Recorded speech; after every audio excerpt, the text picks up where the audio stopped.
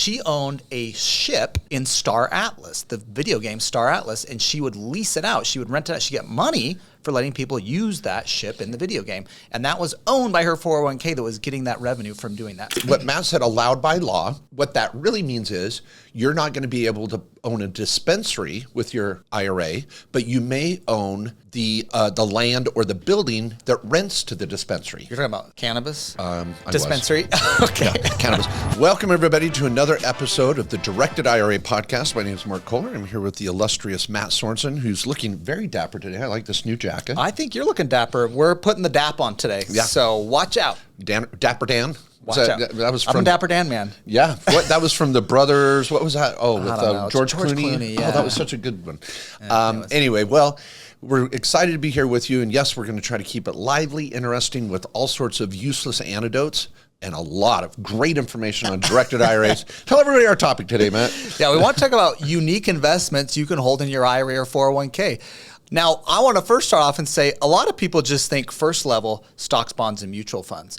We want to talk about self-directing your retirement account. That's what this podcast is all about. And the common things people do that to many people is unique, like a rental property, investing in a small business. Or something. But then we want to go another level on top of that and talk about some of the really unique things we've seen clients do with their IRA. Some of us have done too. We're going to share some of our examples. So we want to get in this to expand your horizons to know what's possible. Don't just think about Wall Street when you think of your IRA or 401k.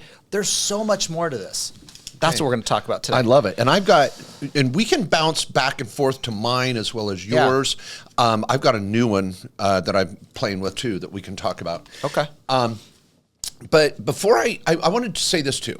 One of our biggest challenges, and some of you may be facing this too, is you're like, hey, I want to self-direct. And so you're like, okay, I'm going to roll over this 10 grand, 50 grand, 100 grand, 1 million, or whatever that number is for you. And it could be an old 401k. Maybe it's a brand new Roth IRA you're opening for your kids. And you're like, I don't want to do just stocks, bonds, and mutual funds. I want to do something unique. Well, what the challenges that we have is some people get into an analysis paralysis where they're like, I can't find anything that's unique. I've only got 10 grand to work with, or I've got this 100 grand, but I just don't know what my options are. Hence why we've been having the Alternative Asset Summit to try to roll out ideas. Mm-hmm. But what I want to let all of you know is some of these ideas we're sharing today could be small money or big money. And sometimes just doing a small money investment is about base hits. It's about teaching your kids, teaching your family that these unique opportunities exist. You don't have to get rich doing it initially, but then once you get enough inertia, that money can snowball and get bigger. Yeah. So we kind of debate this a little bit because sometimes you're like, Mark, that's a $10,000 investment. It's not worth it. Well, there might be bigger things going on. What do you think? Well, I also think, and this is just my own personal experience, I didn't make my first investment self-directing until I had 40K.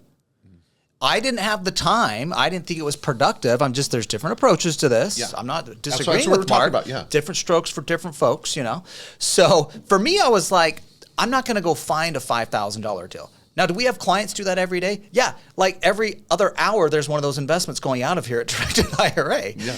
But for me, I was like, I needed 40K. And I went and did a rental property. I had enough. It took me 3 years of contributions. And then I had enough to go buy a rental property. And so for me, that was my path. Now, could it be 5K, 10K? Maybe it's 100K. I don't know. Everybody's different. We don't want to tell you what to do. This is your money, your retirement to take control of. We want to give you the ideas so you know what's possible for you. I love it. Okay, and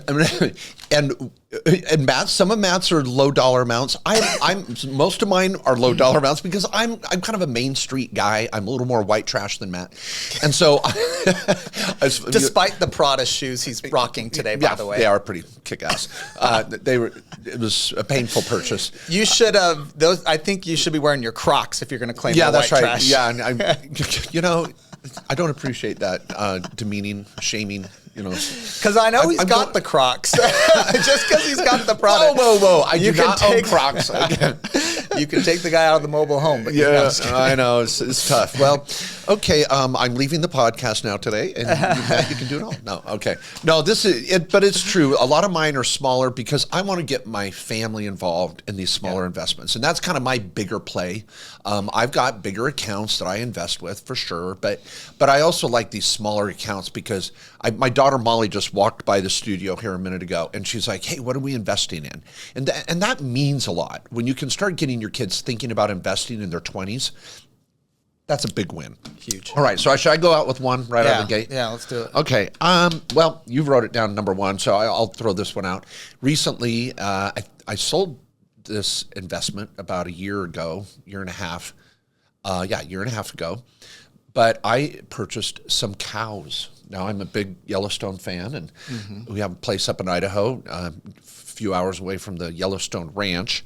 And so I opened up an LLC owned by multiple IRAs at small dollar amounts. And this LLC is called the Kohler Dutton Livestock LLC, for those Yellowstone fans. Yeah. Yes, I could use the Dutton name in my LLC as long as I added the word Kohler. John Dutton was like a silent partner, though. That's right. In spirit. In spirit. Yeah. In spirit. No ownership. Yeah. So you just stole his name. Yeah. So what I thought, what the principle I wanted to share, first of all, is that I was able to involve family members, but I was also able to invest in something unique and fun to just show it's possible. So I had a rancher up in southern Idaho who has a herd. You know, a lot of guys have a herd. Do you have a herd? I do not have a herd. Okay, well, yeah, got to get up to Idaho. I'm all hat and no cattle on this. Let's be honest. Okay. You got a sweet belt buckle, though. That's true. That compliments to Mark J. Kohler. Thank you. Yeah, there we go. So he has a herd, and if you want to try to scale up in ranching, it is very difficult. Go talk to Beth Dutton; she would tell you that. But he had a herd, and I was like, hey, I want to buy some cows and throw them in with your herd, and that's easy for him. He's like, well, it's just 5 more cows to feed and 5 more cows to run around with the bull in the summer and get pregnant and and, you know, vaccinate and all this. And so he's like, here's a price per month to let him graze with my cattle, and you could go buy 5 cows at the auction. I'm going down there. Oh, it is such a cool experience. You really are living the show. We went to the auction. We got cows. And then they did a roundup in the spring, and they castrate the bulls and vaccinate, and then bone. And it was just like the show: rope them, bring them in, or put them through a chute. So we got to do that experience. But what was neat is the LLC was owned by I think this was a part HSA money, health savings account money, and Roth money, and we bought 5 cows that were already pregnant. They had 5. Bulls. I had 5 bulls, which is very unique. Usually it's kind of a 3-2, 3 bulls, 2 heifers. Anyway, I had 5 bulls, and then my 5 moms got pregnant again. So at the end of the season, I sold essentially 15 cows. I had about a 14% return, which is not shabby. But the overall investment was around 10 grand. And I bought the cows for around 8. I bought all the hay, did the grazing out of the LLC, and ended up with like 14 grand at the end of the day. But it was a fun experience. So that was one unique asset. Yeah, and that's pretty cool. I think a lot of people think, oh, I'm sure there's people who sell cattle. There's a whole industry of that and that invest in that. But no one thinks about that for your IRA or health savings account. Yeah. And these are retirement accounts that, guys, when you have a self-directed IRA, for those of you who don't know, you can invest in anything allowed by law. The only thing you can't buy is collectibles, life insurance, and S corporation stock. Now you have to buy investments. We're not buying personal assets. So this is not like cows, you know, Mark was going to milk and and he was going to go drink the milk, you know, or he was going to butcher and put on the table for food. Like these are held for investment, and you had a rancher taking care of them for him. And so, but there is so much opportunity out there. Like the stuff that happens, just the different investments that go out of here every day are just pretty cool. Yeah. And I'm going to say what Matt said, allowed by law. What that really means is you're not going to be able to own a dispensary with your IRA, but you may own the land or the building that rents to the dispensary. You're talking about cannabis dispensary? Okay. Yeah, cannabis. We can go to psychedelics later. You know. Okay. You may not own that's the next shrooms, wave. But you might own the ground the shrooms are grown on, or whatever. True. But yeah, you can lease it to the farmer. You know? Yeah. So there's some leasing. We have clients doing a lot of cannabis related businesses that are not deemed illegal, like renting property. Let me give you an example of one that I helped a client on. That's a perfect example. So I have a client in Southern California, and where they do license, cannabis is legal. You can At the state level, right? That's Still right. That's federally the issue illegal here. Yeah. And so he used actually his solo 401k. He's a self-employed guy, has a solo 401k that he self-directs. Okay, this isn't a solo 401k at Charles Schwab. This is a solo 401k at Directed. Okay, and he can self-direct it here. We can invest in real estate, cattle, whatever he wants. Okay, the only 3 restrictions I mentioned earlier. Now, what this client did is he bought a building, a retail building, with his solo 401k. And he cooperated with the dispensary in getting it licensed, actually, because the location has to receive the license. That's right. Now, he didn't own the operating business that was going to own the cannabis and sell the cannabis, marijuana. Mary Jane. Yeah, we're talking about weed, guys. Weed. And this client was pretty smart, and he knew there was going to be some high profits here. He knew he was going to get high on this, and no pun intended. Thank you. Yeah, and he was going to make. Yeah, there's a lot of green to be made here, So, but he owned the building, leased it to the dispensary, and that was okay with his retirement account. Now, the issue with the retirement account, we're talking about this, is cannabis is a fast-growing industry, and your retirement account can invest in different areas of it. It just can't own the business that owns the weed that sells. Even though you might have a state license for it, it's still illegal under federal law, despite recent changes from Schedule 3 to 1. But you can own the real estate. You can either selling it. We've had other clients that own the land that they're doing the grow on. And so if you're investing in different areas of it, we've had other clients that are in like a transportation industry where they're transporting the weed. So would that be a biplane flying from South America in on a yes. something like that? Okay. Yeah. All right. Well, this is cool. Thanks for explaining that. Now, okay, do you want to give another one that you like? Yeah, I just want to give a basic one because I think for some people that are brand new to this, like, let me just talk about a rental property. All right. That was the first thing that I bought. My retirement account, the very first investment I did was I bought a rental property for $85,000. And let's make sure you understand how this works. My retirement account buys the real estate. It bought the rental. I had a property manager out in Indianapolis that managed it for me. The tenant paid the rent. Then from that rent, I was paying expenses on the property, but I got to keep all the cash flow, and that cash flow was building up in my retirement account. Now, I sold the property 5 years later for $184,000. I bought it for $85,000. I sold it for $84,000. I made $99,000 on the sale of that over 5 years. Plus, I got the cash flow. Now, remember, this money is not going to me personally. It's not going to Matt Sorensen. It's going to my retirement account. It's building the account up from the cash flow or from the return on the sale of the property, just like from the sale of the cows or the rent from the guy that was leasing to the cannabis dispensary. Now, on the show, we're going to be going way too long if we try to do this, because I was about to explain, well, he set up an LLC and he got a non-recourse loan, a lot. So we've got countless podcasts on each one of these strategies that you can go listen to in our playlist. Please go check out how to buy a rental, how to get a loan. These are all different podcasts. Using an IRA LLC or checkbook IRA. Yeah. Like, they're all great. all here. Okay, our studio producer just said, move it along. That's right. So I think he's saying, watch the video here. That's right. Thank you.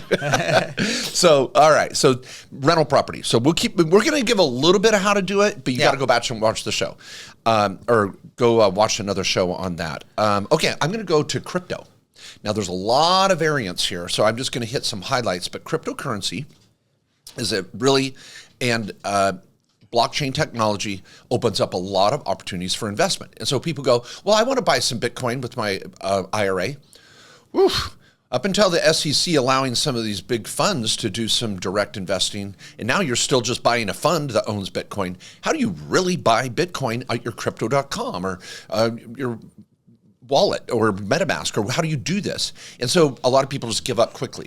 So a directed IRA, we formed a very strong relationship with one of the most well audited and strong, I don't want to say regulated. Yeah, regulated, but network or exchange. Yeah. Thank you. I can't come to the word. So we went with Gemini. I wanted to say Genesis. I've got like all these right. So I was going to say Genesis, a little Star Trek throwback because I was watching Star Trek then, right? But anyway. Little Phil Collins. Yeah, I know. Phil So Collins, okay. Gemini, we have a relationship with Gemini where you actually have an app on your phone that's set up as a Roth crypto account. You can have a health savings account, crypto account. You can have a 401k crypto account. Anyway, so we've created a relationship. We got prior shows on this as well. But Gemini allows you to buy a variety of all sorts of tokens and coins inside your IRA.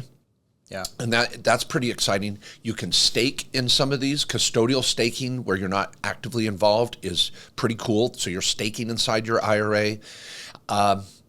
And so can I finish with a couple other quick crypto ideas? Okay. The other one is I formed an LLC, again, with my kids, and we bought a CPU and a motherboard and some video cards, and we are crypto mining. Actively right now, I could open up an app on my phone, NiceHash, and we are crypto mining in an LLC owned by Roth IRAs.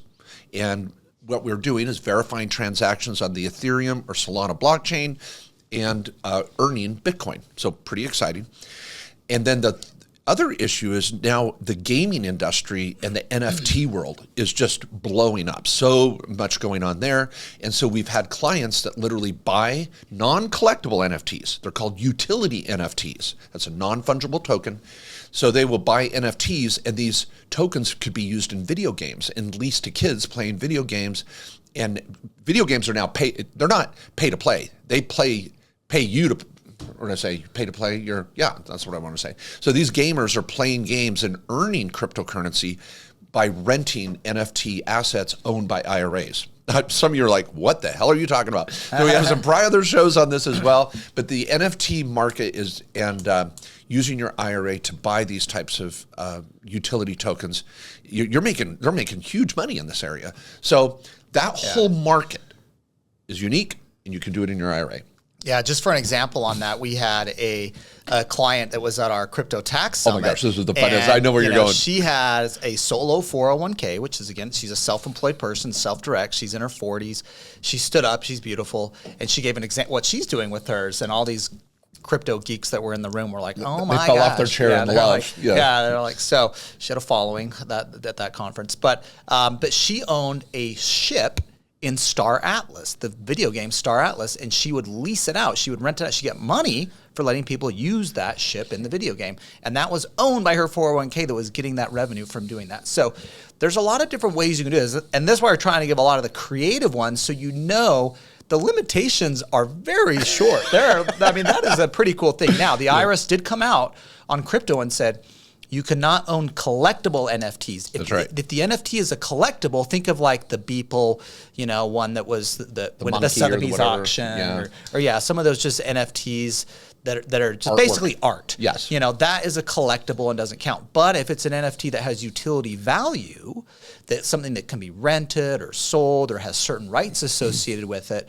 that's different, and that could be owned by your retirement account. And now this is a great opportunity to give a plug to something all of you have got to at least purchase the virtual ticket, and that is our Alt Asset Summit. It's coming up in October. It's going to be here in Phoenix. It's going to be a big deal, and we're going to be rolling out alternative assets, options that are alternatives from the mainstream options. That's the whole concept. It's a big market.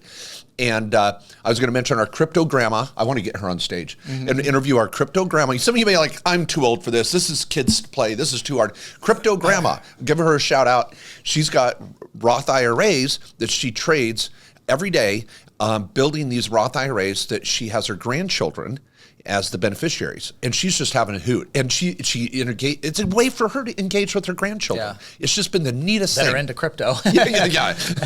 They get it. Anyway, so that's crypto. Yeah. All right, what else you got? I'll just say the last thing on crypto is just a couple things that we see trending right now is, we had Bitcoin had the ETF go live. The next ETF's coming is Ethereum.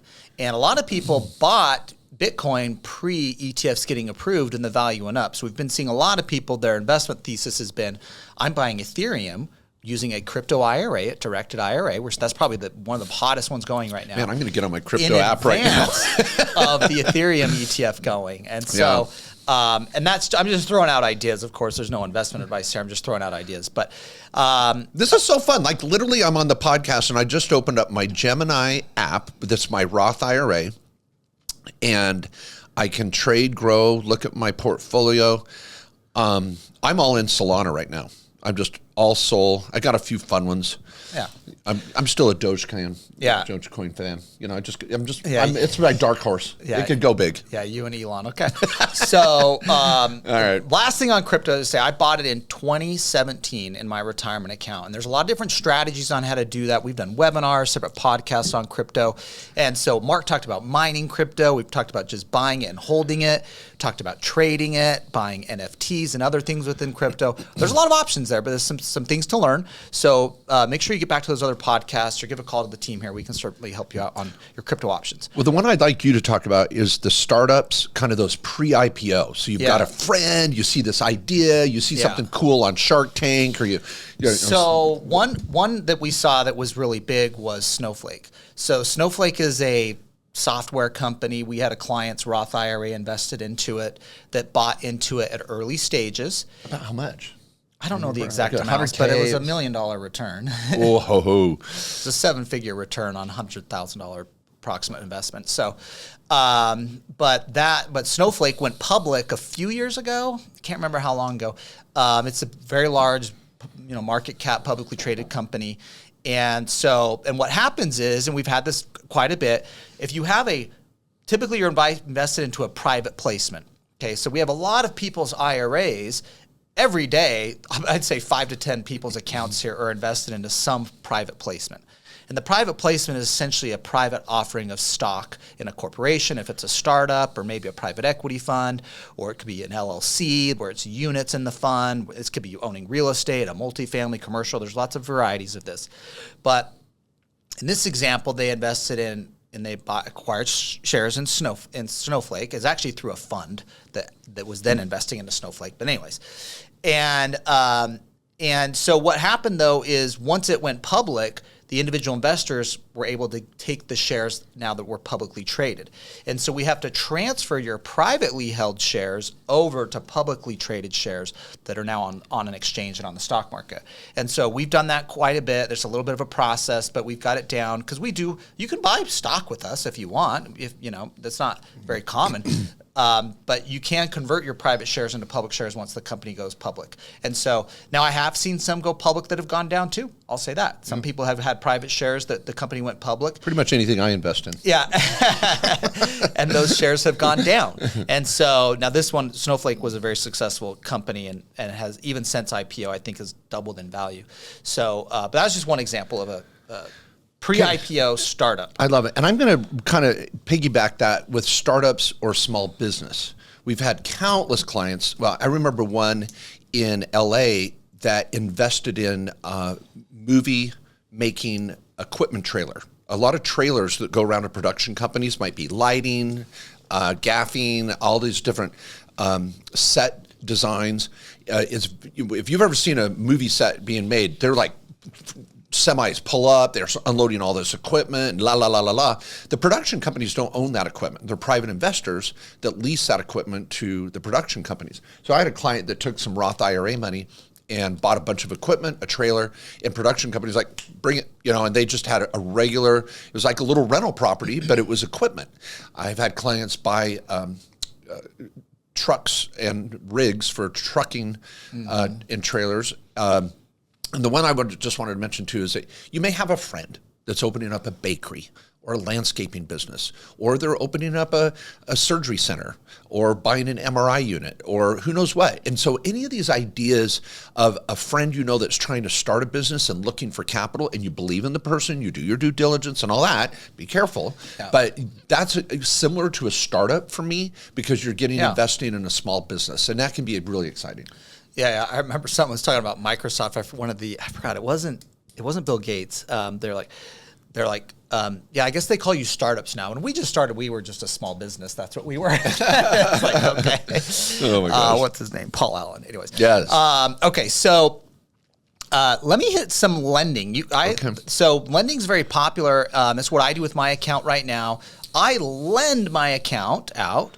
And I do it at 12% interest and 2 points to other real estate investors. I get a lien on the property. And that's very common to be doing private money lending. We've got other shows on that too. But another idea on that I've seen quite a bit I have a number of clients that have pretty large accounts that do equipment finance lending. So they are lending to other people that are buying heavy equipment, like in the construction industry. They get a lien on that title of heavy equipment, and they lend on it. They're actually one of the larger clients I have, they're actually in the business of this personally, but then they peel off their retirement account to do certain deals too to other people that need financing to buy the equipment. Okay, Matt, you just hit a major vein that we haven't talked about yet. And that is, some of you are like, oh, these are all fun and neat, but I don't know anything like that. What do you know? What business are you in? What is your family business? What's your unique skill set that you learned in college or in your career? Because you may say, well, I'm in the car wash business. Okay. You know a new car wash opening up? Do you know someone that needs car wash equipment? Do you have providers in that entire industry that need something?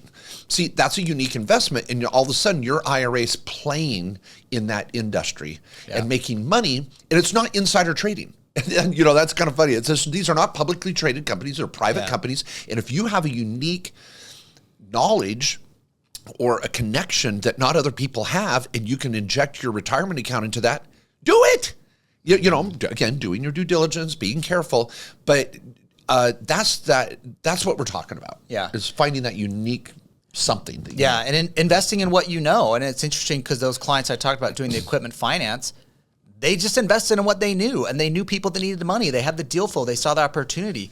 At the Self-Directed IRA Summit just a couple weeks ago, I had a client that came up to me. I remember him starting off with $600K. He rolled out of a corporate plan, $600K. He was a general contractor, and he private lent that money. His account's now $6 million.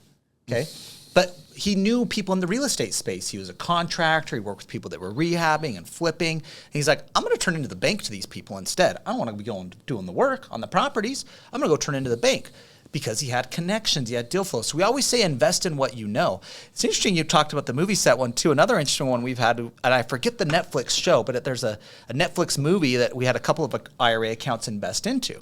Oh, okay. And so again, Bridgerton? It's the new season. Oh, the new season. It was like a one-shot okay. video. And I don't even know if it's out yet, but they invested in, and you can do that. That's another thing. Like people in LA, these are the things they do. They invest in the industry that's in their backyard. And these people sometimes work in the space a little bit, so they have a little more understanding of it. Also at the Alt Asset Summit, we're just throwing out ideas here. At the Alt Asset Summit last year, and we'll have it again this year, there's a lot of people that do angel investing. We have a number of clients that do angel investing, where they're investing in startups kind of really early on. It's kind of venture investing, angel investing. And Tech Coast Angels, we had the president of Tech Coast Angels speak at the last one, and they basically invest in technology companies on kind of on the coast, on the West Coast. And they have a very unique spot. So people are in the tech space are like, I know what technologies are going to pay off. I know how to look at a management team and say, oh, these people have the experience that's going to make it or not. And so, but then on the other hand, we had another group. There's another one called Meta Angels, which is you have to be a physician to be in the group. And they are angel investors in the medical space and the healthcare space. But they're like, hey, we're a group of people that are in the healthcare industry, but that also want to invest in it. And they source opportunities and look at deals together. So another idea is if you're into startups and such, is look at the angel investing network for deals. And I just think those are kind of cool places to go. If you're into real estate and you don't know, go to your local real estate investors association. Yeah, start just networking. It's so important. Well, I just had one more. I know I wanted you to talk about precious metals, gold, silver. There's certain coins you can buy. Gold coins, there's certain coins you can't. You'll explain that in a moment. The one that I'm looking at right now is Turo and some private driving. If you ever get into a black car Uber, 9 times out of 10, the guy's going to slide you his card and go, hey, call me. I'll do private driving on the weekends, or, this, that, and another. Let's bypass Uber and save you a few bucks, and I get a regular client out of it. So you're going to see a lot of these black car services, but they're always one-offs. They're just one guy with his car trying to be a little more efficient and make some more money. But these car services and fleets, now people are buying multiple cars and putting them into Turo. Well, you may be an investor in the car driving business itself, or you might buy the vehicles and lease it to these drivers. And we talked about this in other shows, that when you own the equipment and make money on it, you might have a tax called UBIT. So make sure you watch those shows. But if you own the equipment and lease it to the operator, now you just have rental income. And that's interest income.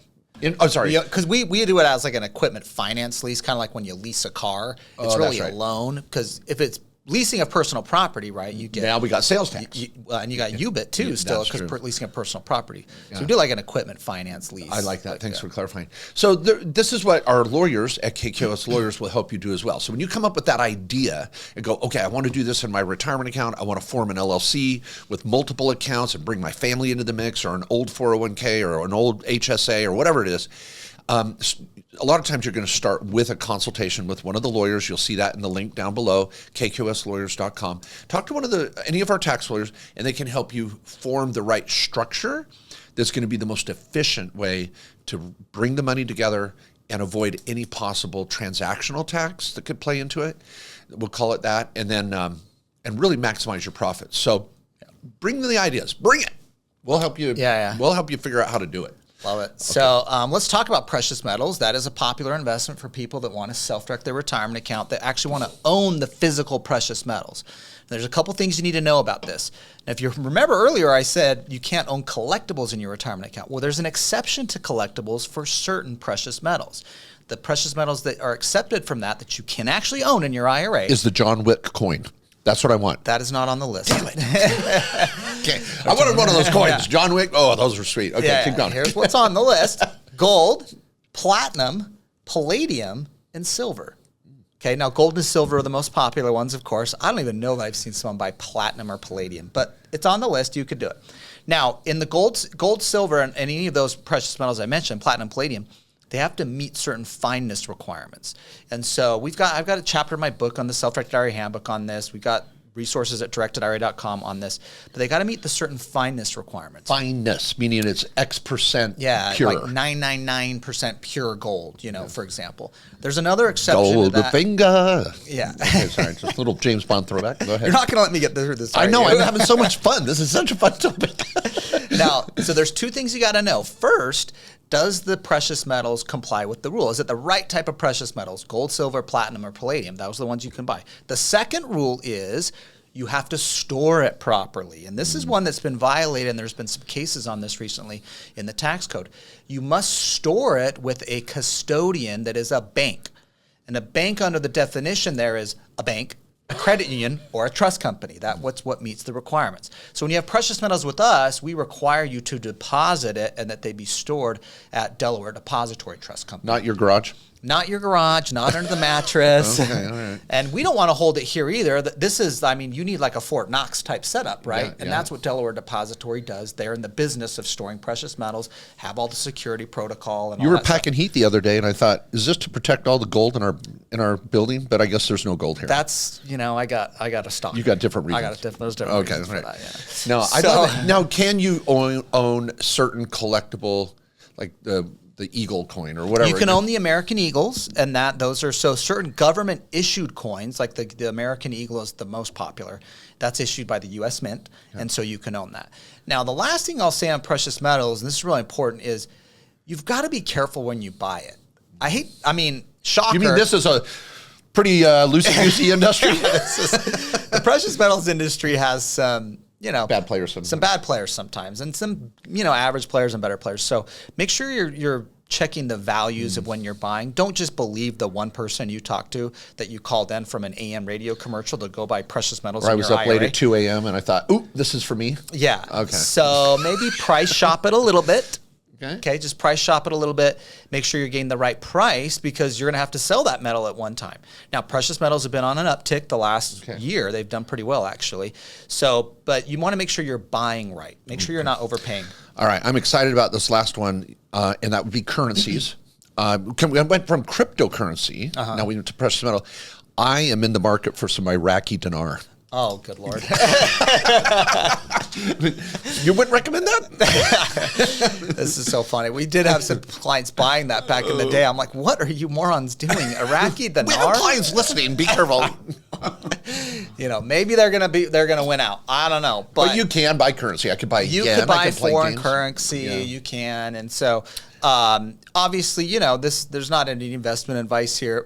Sometimes it's like we're shocked. The things that we think are dumb and aren't going to make money do. That's true. And sometimes we're like, that looks like a sure thing, and it loses. Yeah, don't trust our opinion on this. Yeah, this is like, we're just giving you ideas, okay? Yeah. We want you to invest in what you know, and that's the point of this too, is we want to give you the ideas out there. Invest in the things you know or that you want to spend your time learning and educating yourself. I've got a question on this. Can you do Forex trading? You can do Forex trading. Because that's not prohibited that you're involved in the trading. It's just like process. trading of stock. Yeah. It's fine. So we do have a relationship with TradeStation if you want to trade, where you can do that with your directed IRA account. You can add a brokerage account option to it. It's costing an extra $100 a year, but then you can start day trading if you wanted. Now, you can Forex trade at Schwab. But we do have some clients that do that in their TradeStation account. Wow, this has been fun. Anything else we need to cover? I'm looking at your list, my list. No, let's just give the resources of where people need to go. Yeah. Let's just make sure, if you're brand new to this and you're just hearing this, go back to the first 10 episodes of the Directed IRA podcast. Those lay out the rules, what's possible, the steps. How do I get my money from Fidelity over to Directed IRA to do this type of stuff? And as much as it pains me, you want to buy Matt's book. It's the Directed IRA Handbook. Self-Directed IRA Handbook. Yeah. So it's the number one book in the space. Okay. Sold 50,000 copies. It's pretty great, guys. Yeah, it is the Bible. And if you're going to have a book that's dog-eared and on your corner of your desk, if you're going to invest, you got to know the rules of the game. Yeah. You can't play the game if you don't know the rules. And once you know the rules, man, it's a whole other world. It's really exciting. And we have a monthly webinar at directedira.com. And with Q&A, all sorts of resources there. We've got not only this podcast, but our workshops. And the Alt Asset Summit is down in the description. If you're listening to this podcast, you've got to come to the Alt Asset Summit. We're doing a golf tournament. It's going to be a lot of awesome networking and vendors with all sorts of options that you might want to consider, and a lot of great learning. And of course, there's a virtual options too. So if you can watch from the comfort of your home. Tons of resources. I've got my Tax and Legal 360 conference coming up in just 6 weeks in Salt Lake, again in December in Phoenix. And at our 360 conference, 3 days of tax and legal strategies. Matt will be speaking there on self-directing, but we've got oil and gas. We got Michael Maselli there. Mm-hmm. That's a unique one. Talk about that. Yeah. That's got a big tax benefit for the average person. Yeah. So, but we still have people doing oil and gas. Yeah, they'll do like the royalty rights interest, not the working capital stuff or the kind of the active wells and stuff like that, where there's intangible drilling costs. Yeah, but you don't want to do the exploratory type investing with your retirement account because there's some tax benefits you want personally. But the long-term holds, Michael's got those too. Yep. That's a fun one. So get out to taxandlegal360.com and again, come in person or virtual and just network and learn so much. Yeah. Thanks, everybody. Hope you enjoyed today's show. We'll, of course, be back next week with another amazing episode of the Directed IRA podcast. Until then, stay calm, self-direct on.